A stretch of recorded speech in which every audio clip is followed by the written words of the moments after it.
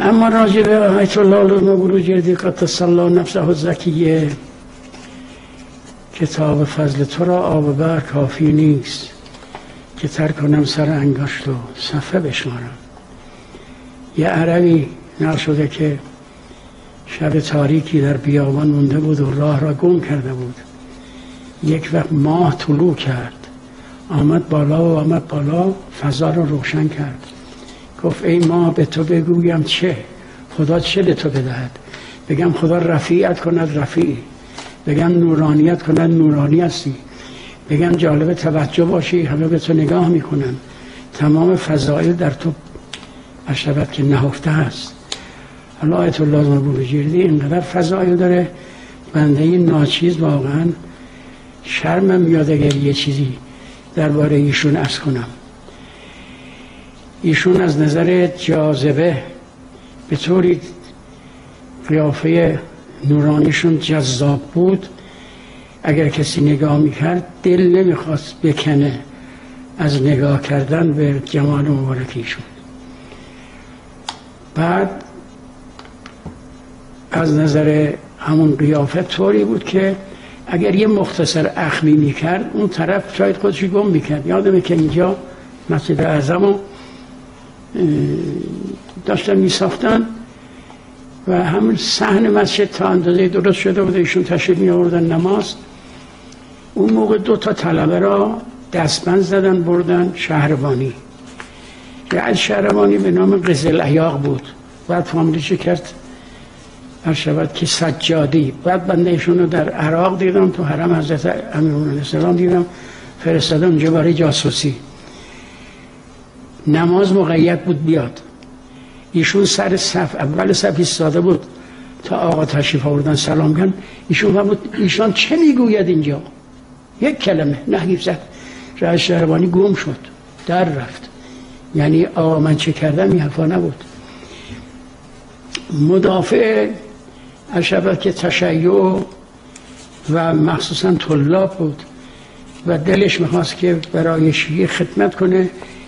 حالا اون زمان نمونه است مثلا مسجد هامبورگ که در آلمان و مرحوم محقق آمد، گروه که مسلمان ها آلمانی ها مسلمان شده بودن فیلمشو به ما نشون داد، از طرف ایشون اینجا بودن و به درد دل درماندگان خودش میرسید.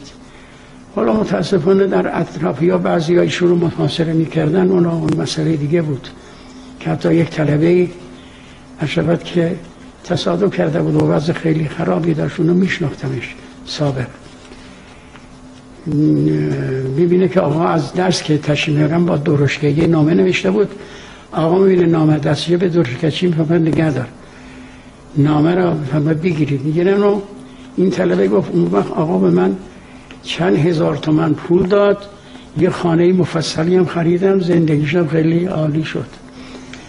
مرحوم والد ما از اون سخاوتشون رو فرض کنم، مرحوم والد ما یه مدتی از همدان به طور قهر، اما خب بالاخره یه مقداری کدورت شده بود، تشریف بودن در قم موندن و مرحوم آقای فاضل قفقازی بیشون گفتن که رفیق بودن دیگه، آقا شما را خواسته به اندرون.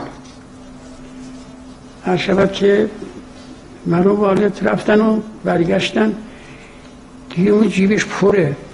آقا چیه؟ فرمود والله من نشستم خدمت ایشون، آقای حاج مهندسن هم بود، یه مبلغی به من پول داد، ایشون رفت بیرون یه مقدار پول جلوش ریخته با دستشون اینجوری کردن، بفرمایید جمع کنید اینا، بفرمایید مال شماست. اصلا سخاوت در هیکل ایشون واقعا یه چیزی بود که منفک نمیشد. عرض کنم که به اصطلاح بلا تشبیه میگیم الله رحیم، این رحیم صفت خداست، اصلا سخاوت در ایشون نهفته شده بود. و عرض کنم حضور شما که از نظر تدریس ایشون خیلی دقیق بودن. یک مسئله فقهی یا اصولی را اگر چنانچه کاملا ریشه یابی نمی کردن دست بر نمی داشتن. به کتاب، به علم درایه و حدیث خیلی عنایت داشتن. حتی من یادمه درباره محمد ابن ابی عمیر ایشون چند روز صحبت کردن، در درسشون صحبت فرمودن. هشمت که در تحقیق بی‌نظیر بودن، بیان خیلی زیبا، عالی، و مستشکلین هم اگر اشکال می‌کردن گوش می‌دادن. اگر چنانچه اون اشکال به جا بود ایشون عنایت می‌کردن، رد نمی‌کردن. اما اگر بی جا بود، من یادم مرحوم حضرت میرزا ابوالحسن روحانی که هم درسشون میاد هم جز اطرافیان بیرونی آقا بود، ایشون یه وقت اشکال کرد، مرحوم آقا گوشش سبک بود، فرمود چه میگوید؟ اشکال فرمود به خیال خودش اشکال میکند. توهینم نمیکردم، به خیال خودش اشکال میکند، یعنی این اشکال چیزی نیست. هر شبت حضور شما که بله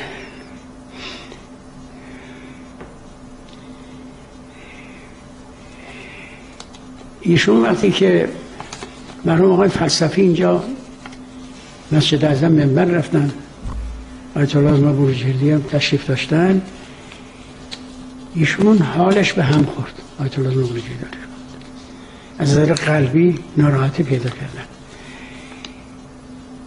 هر شود که شاه دستور داد از فرانسه دکتری به نام دکتر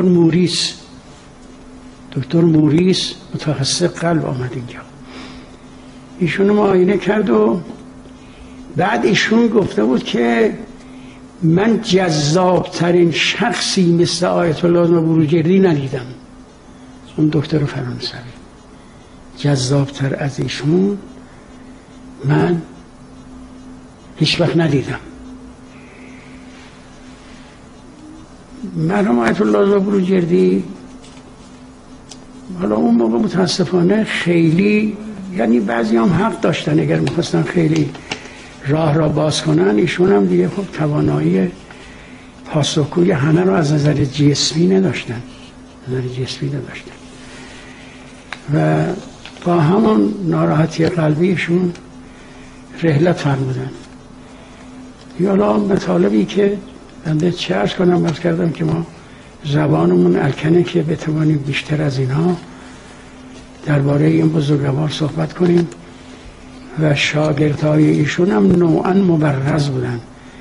آیت الله گلپایگانی درشون، امام خمینی درشون می آمدن و بزرگان حوزه قم درس ایشون می آمدن و از ایشون استفاده می کردن.